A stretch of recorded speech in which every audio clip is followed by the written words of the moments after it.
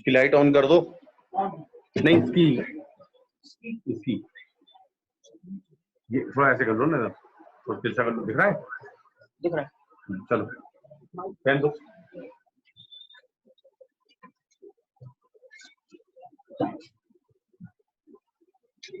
Pen ले आओ जल्दी। हाँ सुनाई दे रहा है सबको?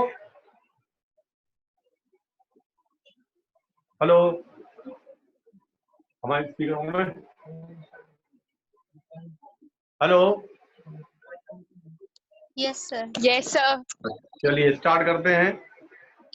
तुमने कहा था कि कोन वाली प्रॉब्लम समझ में नहीं आई, ठीक है ना? हाँ तो सर। कोन वाली प्रॉब्लम देखते हैं और हम धीरे धीरे आगे बढ़ते हैं। हाँ सर। तो सबसे पहले देखो, मैं तुम लोग को समझिए और नब्बे मैं इसका प्रूफ भेज दूंगा, ठीक है? इनको जरूरत नहीं है नीट की, ठीक है? मैंने आपसे बोला कि एक कोन है,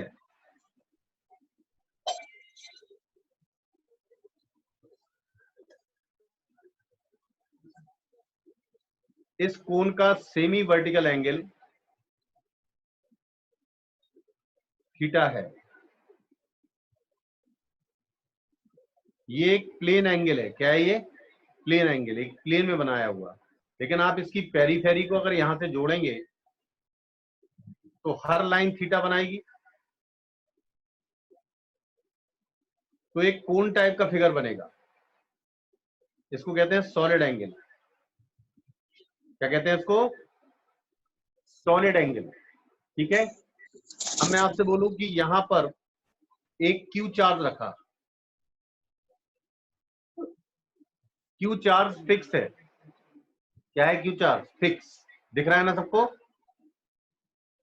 अब हाँ सर। ये प्लस क्यू चार्ज जो है,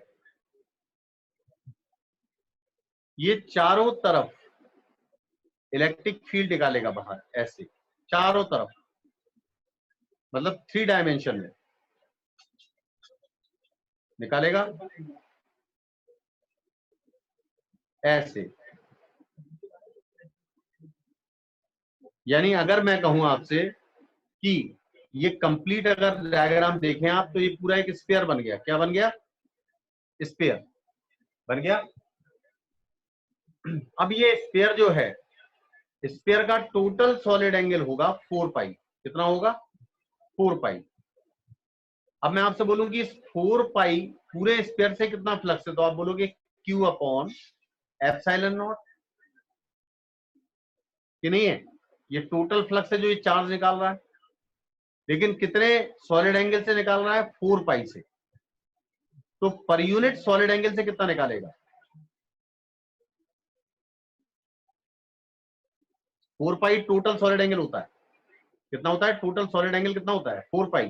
तो पूरे सॉलिड एंगल से निकाल रहा है Q अपॉन एप्सिलॉन नॉट। तो पर यूनिट सॉलिड एंगल से कितना निकालेगा? Q अपॉन एप्सिलॉन नॉट और 4 पाई से और डिवाइड कर दो। लेकिन ये सॉलिड एंगल पूरा तो है नहीं, इतना तो बाहर है। इससे तो जो लाइंस निकलेंगी वो इसमें से थोड़ी पास होंगी। अरे होगी क्या? नहीं होंगी। तो एक कोन का सॉलिड एंगल होता है, जरूरी नहीं ये कोन हो, ऐसा डायग्राम भी हो सकता है, आर्बिट्ररी शेप भी हो सकता है। यानी कुल मिला के ये वाला जो एंगल है वो सेमी वर्टिकल एंगल है। इसके करस्पॉन्डिंग सॉलिड एंगल होगा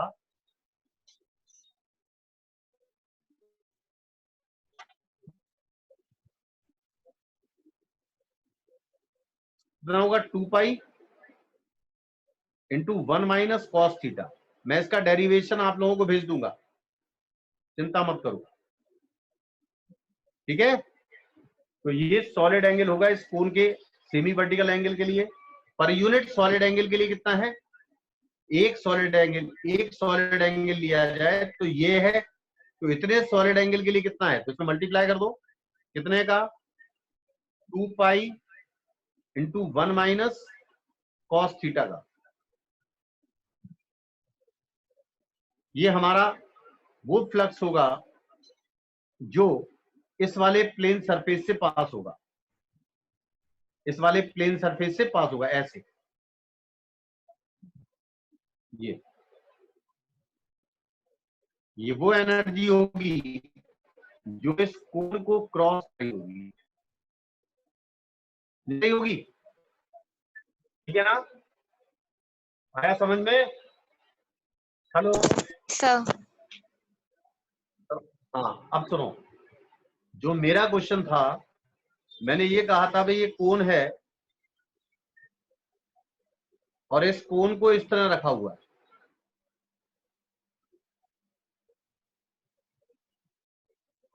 ये कोण का कर्व सरफेस है, कर्व, और इससे हमने आइडेंटिकल डिस्टेंस h पर सेंटर से कोई चार्ज q प्लेस किया और लेते हैं कि r स्केयर है। अब थोड़ा ध्यान देना, इसमें से जो लाइंस पास होंगी वो ऐसी होंगी, केवल यही लाइंस ऐसी होंगी जो इसके कर्ड सरफेस को क्रॉस कर रही होंगी। बाकी लाइंस इसके ऊपर से निकल जाएंगी। अगर आपसे पूछा जाए find the flux passing through curved surface, तो आपका आंसर क्या होगा? यही वाला, ये कोण बन गया ना, ये वाला कोण, इस कोण से जो पास हो रही है वही इसके कर्व सरफेस से पास हो रही है, यानी इस कोनिकल रीजन का जो बेस ये है, बेस, उसमें से जो लाइंस पास होंगी वो इस कर्व को क्रॉस कर रही है। तो इसका फ्लक्स कितना होगा? 2 पाई से ये 2 टाइम्स कैंसिल, तो ये होगा Q upon 2 epsilon not into 1 minus cos theta. यानी अगर हम कहें कि इसके बेस से h हाइट ऊपर एक चार्ज को रखें तो ये फ्लक्स पास होगा इसके कर्व सरफेस से। उल्टा केस था कि अगर हम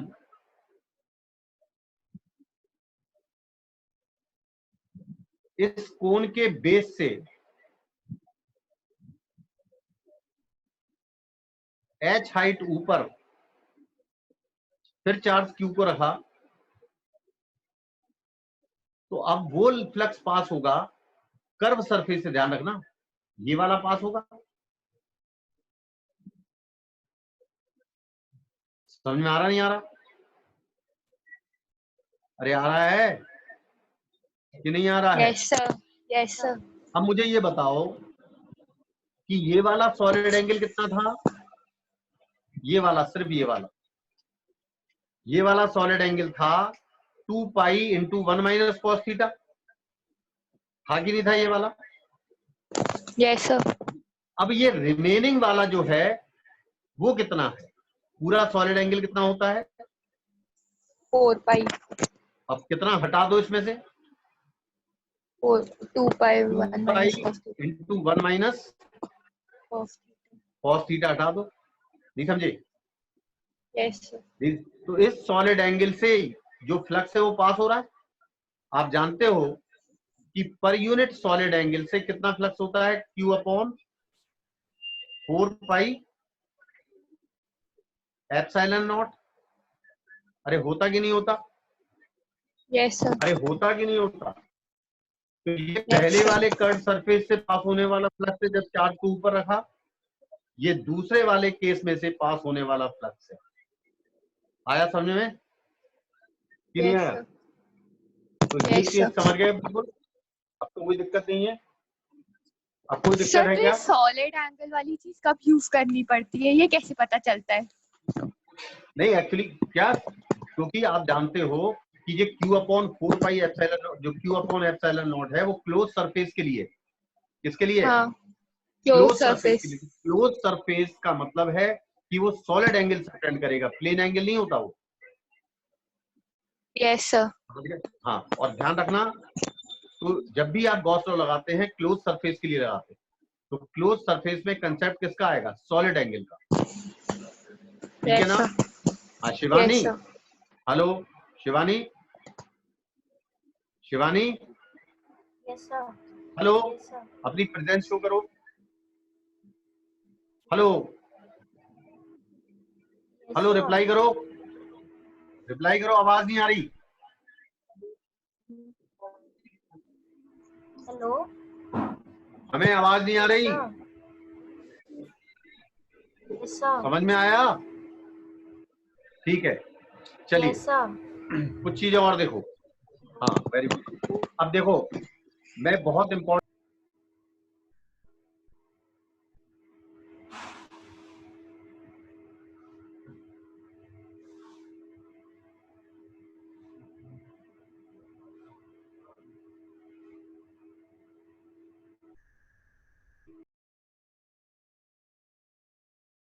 सर आपका माइक ऑफ है।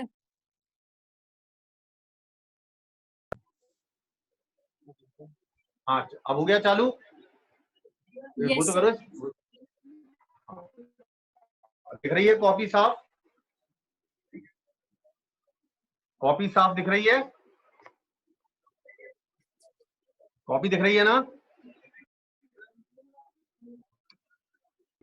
Hello, yes sir. ब्लर दिख रहा है। अब एक बात ध्यान रखना, आप जो बताने जा रहा हूं इसको दिमाग में बिठा लेना, आपने सुना नहीं होगा। ई डॉट डी एस बराबर है क्यू अपॉन एप्सिलॉन नॉट। ये क्या बताना चाह रहा है, इस फॉर्मूले से क्या बताना चाह रहा है? ये जो ई डॉट डी एस है वो किसी पर्टिकुलर पॉइंट से नहीं है,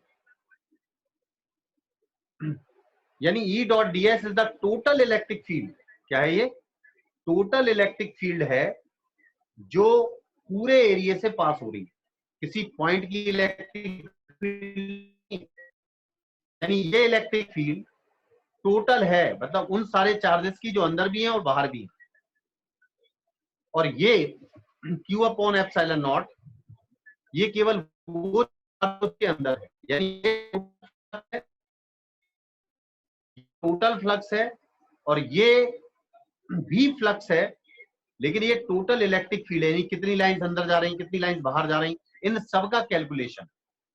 फॉर एग्जाम्पल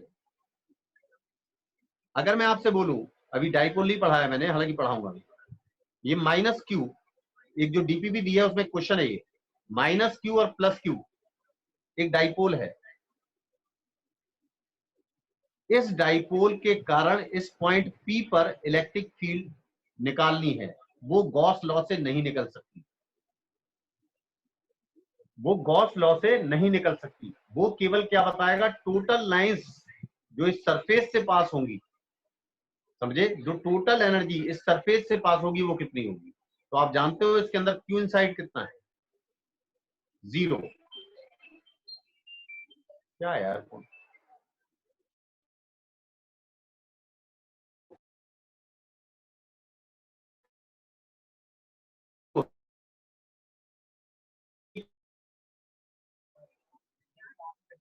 मेरी समझ में आई बात?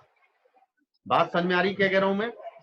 फिजिकल सिग्निफिकेंस का मतलब है कि टोटल इलेक्ट्रिक फील्ड किसी पर्टिकुलर पॉइंट की नहीं, यानी ये इलेक्ट्रिक फील्ड उन सारे चार्जेस की है टोटल, जो बाहर भी है और अंदर भी है। लेकिन ये वाला जो चार्ज है, जो भी टोटल इलेक्ट्रिक फील्ड है वो इस चार्ज से डिसाइड होती है, क्योंकि बाहर वाले चार्ज के कारण जितनी भी फील्ड अंदर है जा रही है उतनी फील्ड बाहर निकलती है। तो गॉस लॉ से आप किसी पर्टिकुलर पॉइंट पर इलेक्ट्रिक फील्ड नहीं निकाल सकते। हाँ, उस सरफेस से टोटल फ्लक्स कितना है, टोटल इलेक्ट्रिक फील्ड कितनी पास हो रही है उस सरफेस से, वो निकाल सकते। क्लियर हुआ? अच्छा, दूसरी चीज सुनो, नोट करते जाना मेरी बात को। ई डॉट डी एस, ये क्वेश्चन डीपीपी का बहुत बढ़िया क्वेश्चन। आप जानते हो किसी पॉइंट चार्ज की इलेक्ट्रिक फील्ड आर डिस्टेंस पर E इज इक्वल टू के क्यू बाई आर स्क्वायर होती है। अब मैं आर रेडियस का एक स्क्वायर बना दूं,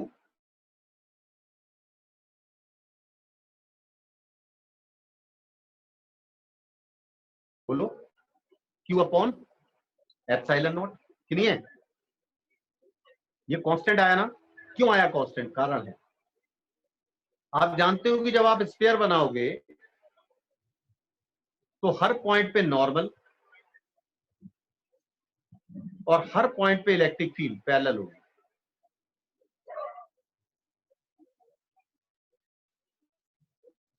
ठीक है भाई। अगर मैं आपसे कहूं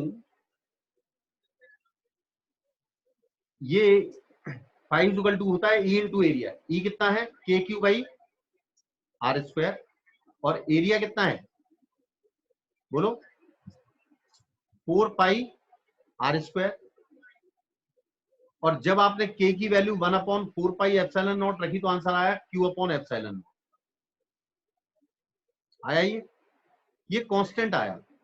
यानी चाहे मैं छोटी रेडियस का स्पेयर लूं, चाहे मैं ऐसा सरफेस बना दूं, चाहे मैं इसको क्यूब में क्लोज कर दूं, सबसे फ्लक्स ये आएगा ना, क्योंकि आर स्क्वायर बच ही नहीं रहा, यहां पर आर से इंडिपेंडेंट है। लेकिन अगर मैं कहूं आपसे, क्योंकि यहां पर इलेक्ट्रिक फील्ड जो है पॉइंट चार्ज की वजह से inversely proportional to r square है। लेकिन अगर इफ, ध्यान से सुनना इस लाइन को, इफ अगर मान लो electric field directly proportional to 1/r³ हो जाती,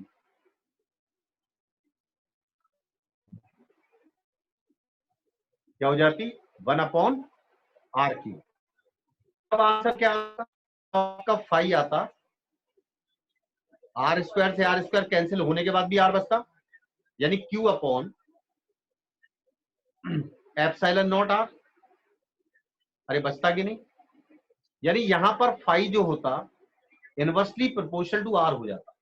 यानी जैसे जैसे आप इस चार्ज से दूर जाते आपकी एनर्जी निकलने वाली कम होती जाती, तो गॉस लॉ वैलिड नहीं करता। समझ गए ना बात को। तो पॉइंट चार्ज के केस में इलेक्ट्रिक फील्ड जो होनी चाहिए वो inversely proportional to r square होगी, तभी गॉस लॉ वैलिड होगा। आया कि नहीं आया समझ? हेलो, समझ में आया? Yes sir. अरे भाई बताओ। तो यस इसका सर। मतलब अगर मैं छोटा सरफेस लूं, बड़ा सरफेस लूं और बड़ा सरफेस लूं और पॉइंट चार्ज है, तो सब सरफेस से निकलने वाले फ्लक्स क्या होंगे, सेम। लेकिन अगर electric field inversely proportional to r square नहीं है तो फाई की डिपेंडेंसी आ जाएगी आर पर। और फाई की डिपेंडेंसी आर का मतलब हो सकता कि जैसे जैसे हम आर बढ़ते वैसे वैसे फाई कम होता जाता, जो कि इम्पॉसिबल है, क्योंकि जितनी लाइन इससे एंट्री करेंगी उतनी सारी बाहर निकलेंगी। यहाँ पर क्या हो रहा कि जैसे जैसे हम दूर जा रहे हैं वैसे वैसे इलेक्ट्रिक लाइंस ऑफ फोर्स कम होती जा रही, जो कि इम्पॉसिबल है। क्लियर हुआ? समझ में आया कि नहीं आया? Yes sir. हाँ, अब सुनो आगे।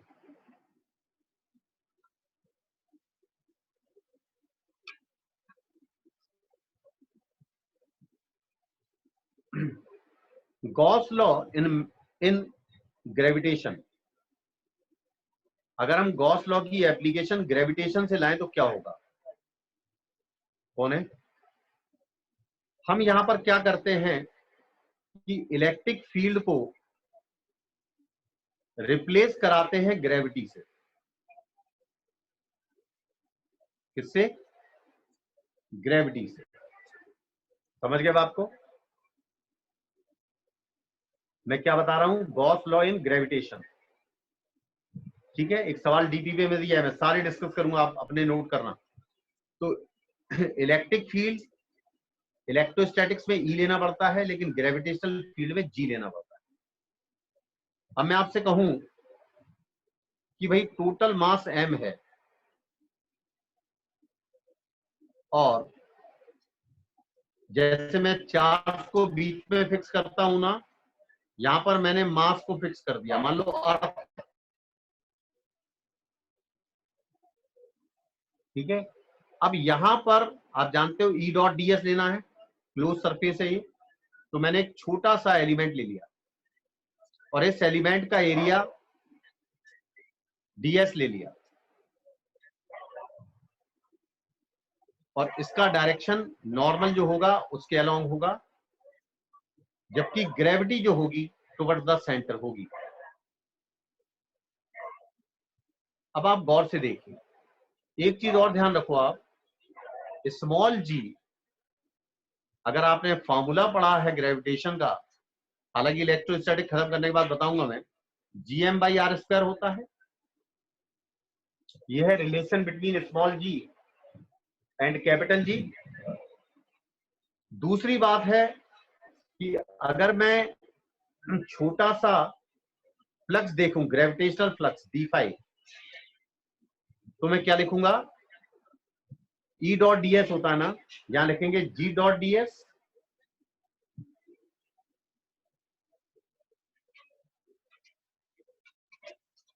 अब यहां पर दो वेक्टर हैं, एक ds का डायरेक्शन नॉर्मल के अलोंग है और ग्रेविटी का डायरेक्शन उसका अपोज कर रहा है, तो इनके बीच का एंगल कितना होगा? 180 डिग्री। कितना होगा? 180 डिग्री, तो माइनस आ जाएगा। और अगर मैं पूरे का इंटीग्रेशन कर दूं तो क्लोज सरफेस बन गया ये। तो पहली चीज तो आप ध्यान रखो, ds का टोटल इंटीग्रेशन, अगर मैं ds का पूरा इंटीग्रेशन करूं तो क्या ये 4πr² है? इस कंप्लीट एरिया की वैल्यू क्या है?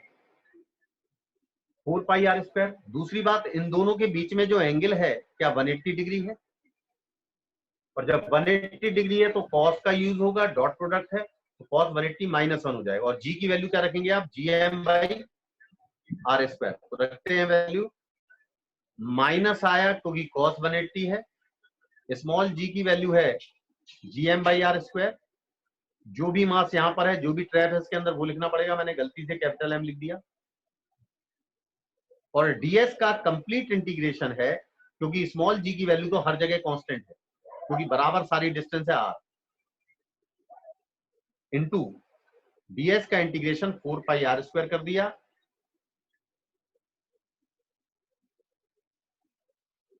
r² से r² कैंसिल हो गया, यानी ये आया -4πg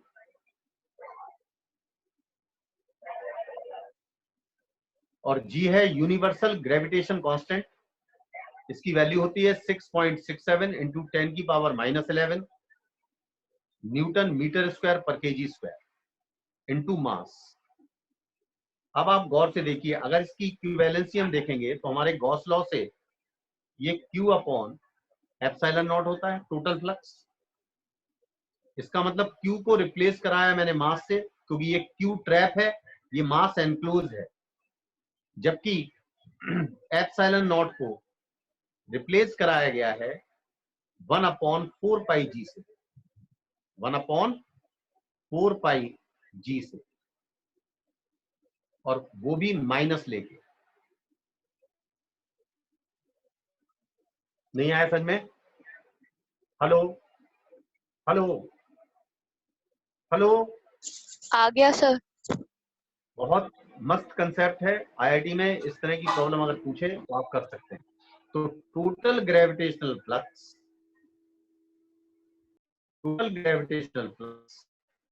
is equal to -4πg।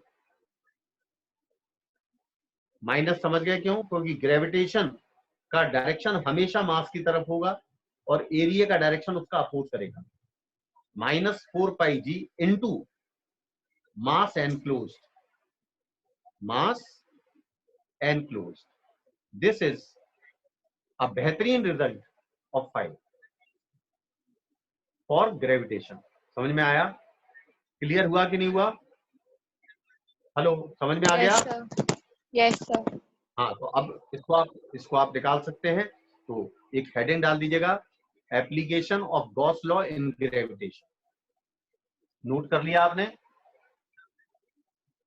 Note कर लिया कि नहीं? Yes sir. नहीं किया नोट? नोट नहीं किया ना? नोट नहीं किया ना? हेलो, नोट किया कि नहीं किया? कर लिया सर। वेरी गुड, चलो आगे बढ़ो। अब मैं कुछ चीजें और बताता हूं। आपने डीपीपी सॉल्व करी है सबने? डीपीपी सॉल्व की? यस अरे सर। गॉस की हाँ, तो आप क्वेश्चन नंबर बताओ, मैं बताता हूं।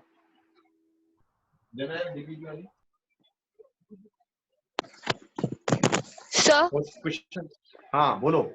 कल आपने वो एक हेमिस्फीयर वाला क्वेश्चन दिया था ना, 2 हेमिस्फीयर आपस में जॉइन है। हाँ हाँ हाँ हाँ सर वो चलो एक बार फिर से बता दीजिए, हम लिख नहीं पाए थे कल, पूरा सुनाई नहीं दे रहा अच्छा, था। चलो मैं सॉल्व करता हूँ। मैंने ये कहा था, मैंने इलेक्ट्रिक प्रेशर बताया था कुछ। हेलो, इलेक्ट्रिक प्रेशर बताया था ना कुछ। Yes sir. हाँ, इलेक्ट्रिक प्रेशर था फोर्स परपेंडिकुलर अपॉन एरिया, है ना, याद आया। हाँ सर। Electric pressure. अब थोड़ा पेज पर ध्यान देना, पेज पर सही समझ में आ रहा है ना, बोर्ड के कंपेयर में, हाँ सर। क्योंकि बोर्ड पे साफ नहीं दिख रहा था, मजा नहीं आ रहा था मुझे। अभी मैं जब तक अच्छा अरेंज हुआ तब तक नहीं हुआ। चलिए, इलेक्ट्रिक प्रेशर थोड़ा सा और इसको रिवाइज कर देते हैं, क्योंकि कल शिवानी नहीं थी तो शिवानी को समझ में नहीं आया। 2 मिनट लगेंगे इसको, क्लास आगे बढ़ जाएगी, कोई दिक्कत नहीं। मान लो कि एक एरिया है ये, अगर मैं इस एरिया पर ऐसे फोर्स लगाता हूं, इसका एरिया ए है, कांस्टेंट फोर्स है, ध्यान रखना। इसी एरिया पर, शिवानी समझ में आ रहा है?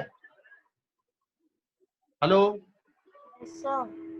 हेलो, Yes, हाँ sir. रिप्लाई करते रहो बराबर। Hello. एरिया जो है उसका डायरेक्शन होगा वो नॉर्मल के अलोंग होगा, यानी एरिया वेक्टर नॉर्मल की डायरेक्शन में होगा, जबकि फोर्स मैंने यहां लगाया, ये एंगल कितना है 90 डिग्री। अब मैं आपसे बोलूं कि फोर्स मैंने ऐसे लगाया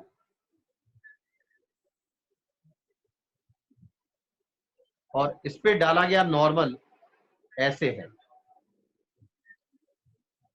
आपको लगेगा कि जैसे ये एरिया वेक्टर और फोर्स अपोजिट डायरेक्शन में है, लेकिन प्रेशर जो होती है वो स्केलर क्वांटिटी होती है। क्या होती है?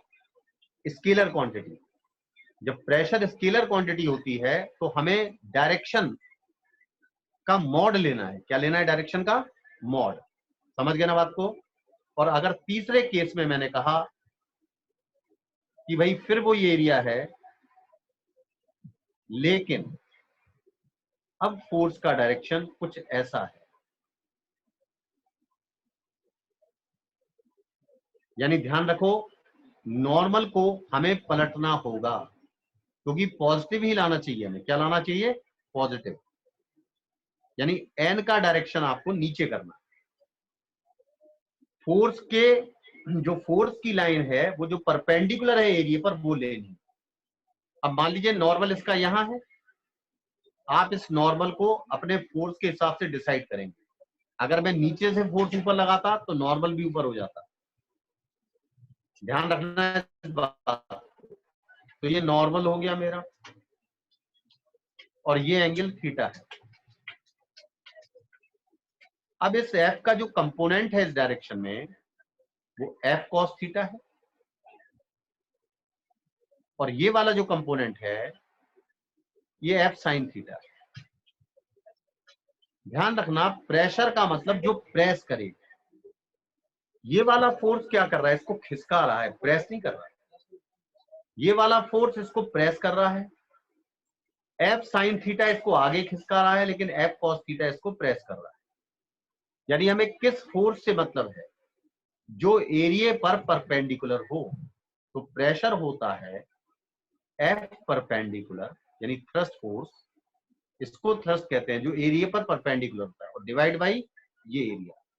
और प्रेशर खुद में एक स्केलर क्वांटिटी है, इसकी यूनिट पास्कल, न्यूटन पर मीटर स्क्वायर, जो भी लेना वो ले। अब भाई इलेक्ट्रिक प्रेशर की बात करता हूं, कंसेप्ट यही चलेगा। मैंने बोला कि मान लो कि एक सरफेस है ये, और इस सरफेस को चार्ज दिया गया है, पॉजिटिव चार्ज, और बड़ा सरफेस। इसकी पर यूनिट एरिया पर चार्ज है सिग्मा। इसको कहते हैं सरफेस चार्ज डेंसिटी। आप एक छोटा सा एरिया मन में सोचें, इस छोटे से एरिया की वैल्यू मान लो ds है। कितनी है? ds। और पर यूनिट एरिया पे चार्ज कितना है? सिग्मा। सुनो, अभी ये वीडियो ऑफ हो जाएगा तो दोबारा कंटिन्यू होगी क्लास, वेट करना, आप जाना नहीं। हेलो हेलो हाँ सर। हेलो, हाँ सर। ध्यान रखना, मतलब मैं हल्के 5 मिनट बाद लिंक भेज दूंगा। तो हाँ ये सर। छोटा सा एरिया मैंने ds लिया, तो इस पर चार्ज कितना हुआ? सिग्मा ds कितना हुआ? क्योंकि पर यूनिट एरिया पे चार्ज कितना है? सिग्मा, और मैंने एरिया कितना लिया? ds, तो चार्ज कितना हुआ? Sigma ds। क्या ये dq हुआ? छोटा सा चार्ज, एलिमेंट्री चार्ज। अरे हुआ कि नहीं हुआ? हुआ ना। और इस एरिया का डायरेक्शन ये नॉर्मल हो गया। देखो वही चल रहा है मेरा, यहां पर मैंने a माना, यहां पर ds माना। मुझे फोर्स निकालना है तो मुझे चार्ज की जरूरत है। और मान लो कि इस रीजन में एक इलेक्ट्रिक फील्ड भी है, ये एक इलेक्ट्रिक फील्ड, और इन दोनों के बीच में एक एंगल थीटा दिया हुआ है। यानी एरिया वेक्टर और इलेक्ट्रिक फील्ड के बीच में एंगल कितना दिया है? थीटा। ध्यान से सुनना आप। अच्छा, पॉजिटिव चार्ज है ना इस पे, इस वाले एलिमेंट पे कौन सा चार्ज है? पॉजिटिव। अरे है कि नहीं? हाँ यस सर। अब मैंने जो एलिमेंट्री एरिया लिया था वो ये लिया मैंने, अलग से जूम करके बता रहा हूं। तो इस पर जो फोर्स लगेगा वो इलेक्ट्रिक फील्ड के डायरेक्शन में लगेगा। और फोर्स क्या होता है? इलेक्ट्रिक फील्ड, है ना, इनटू चार्ज, ई डी क्यू। ये क्या आ गया? बोलो, फोर्स आ गया। और इस फोर्स का डायरेक्शन वही होगा जो इलेक्ट्रिक फील्ड का है, क्योंकि चार्ज तो स्केलर क्वांटिटी, और एरिया आपका ये है।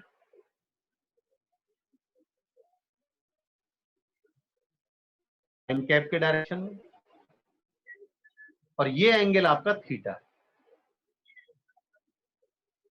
अब ध्यान से सुनो, इस फोर्स के दो कंपोनेंट होंगे। क्या होंगे? दो कंपोनेंट। दो कंपोनेंट जो होंगे, एक तो ई डी क्यू कॉस थीटा होगा, जो इसको प्रेस करेगा नीचे से। अरे नहीं करेगा प्रेस? ये वाला जो फोर्स है, देखना, थोड़ा ध्यान देना, ये ई डी क्यू है ना, तो ये वाला कंपोनेंट कितना हुआ? E D Q cos theta. अरे हुआ कि नहीं हुआ? अरे बताओ। Yes sir. हाँ सर।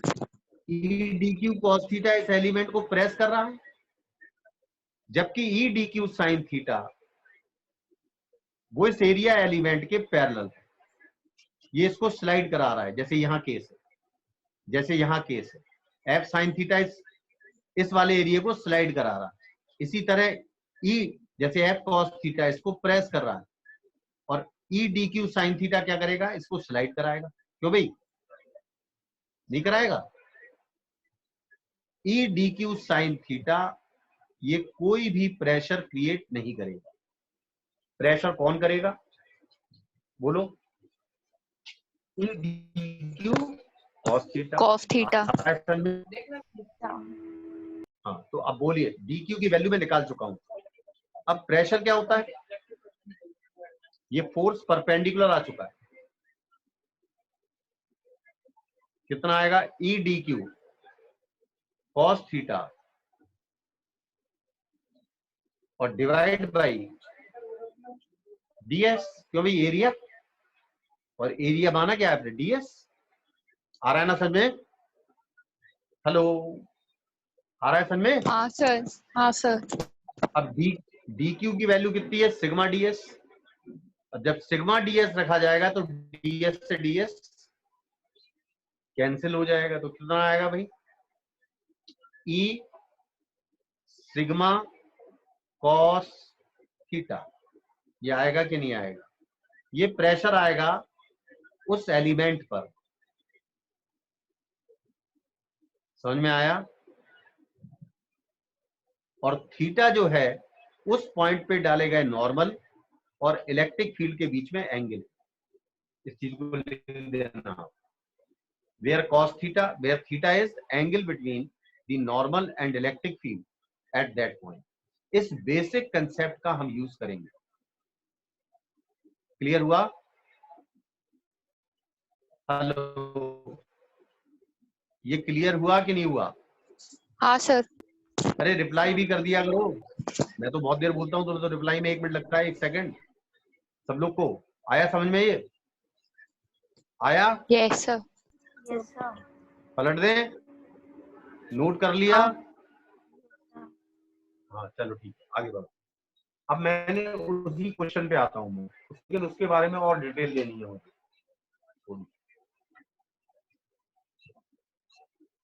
थोड़ा ध्यान देना आप लोग अच्छी तरह।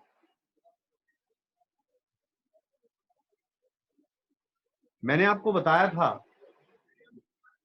कि अगर ये कंडक्टिंग शेल है या कंडक्टिंग सॉलिड स्फीयर है, समझ में आ रहा? कुछ भी हो, इस पर जो चार्ज होगा वो पूरा सरफेस पर होगा। लिख दीजिएगा, कंडक्टिंग शेल है और टोटल चार्ज इसके सरफेस पर है और इसकी रेडियस है r और सिग्मा इसकी सरफेस चार्ज डेंसिटी है। ध्यान से सुनना, ये बहुत ही इंपॉर्टेंट आर्टिकल बता रहा हूं मैं। मैंने आपको बताया था जस्ट आउटसाइड, इस पॉइंट पर देखना गौर से क्या कहा मैंने, just outside the sphere total charge कितना है इसके ऊपर बताओ।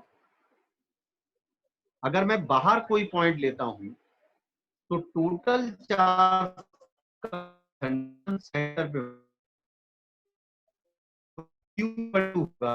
टोटल एरिया कितना है इस स्फीयर का? 4 पाई r स्क्वायर और पर यूनिट एरिया पे चार्ज है सिग्मा। ये टोटल चार्ज हो गया। यहां पर है P1, electric field at P1 क्या होती है? पूरा चार्ज एक, ध्यान रखना। अब मैं टोटल चार्ज कहां मान रहा हूं? सेंटर पर कंसंट्रेट, और मेरा जो पॉइंट है वो P1 ये है और इसकी डिस्टेंस जो है वो r है। तो यहां पर जो इलेक्ट्रिक फील्ड निकाल रहे हैं आप EP1, उसकी बात कर रहा हूं मैं। तो EP1 इक्वल टू होगा KQ by R square. K का मतलब क्या है? 1/4 pi epsilon not. Total charge Q, total charge कितना है? 4 पाई R स्क्वायर सिग्मा और डिवाइड बाई R स्क्वायर। तो यहां पर आपका आंसर आया सिग्मा अपॉन एप्सिलॉन नॉट आया।